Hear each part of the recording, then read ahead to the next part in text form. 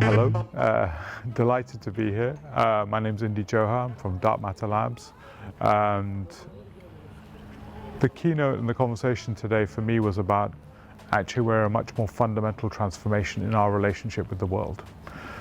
Our relationship with the world over the last 400 years has been constructed out of an idea of object and subject, where we've been separated from the world, both conceptually but also structurally, but also in every relationship, every institutional framework. So the idea of property rights is an act of detaching and abstracting ourselves from the world, and that manifests all the way through, whether it's in sort of Newtonian physics and object physics, all the way through to language, which is the focus on nouns.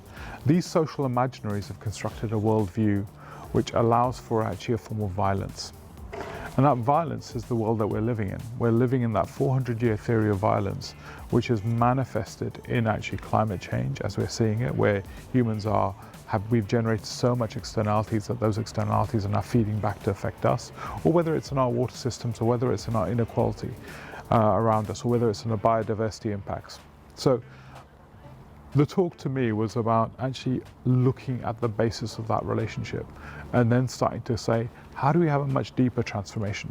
Because this is not about addressing climate change. This is about fundamentally reimagining our relationship in the world, recognizing we are interdependent with it, recognizing that interdependence exists not only just between you and me, but me and the world, and me and the future, and me and the things and the planet around us in a much more fundamental level.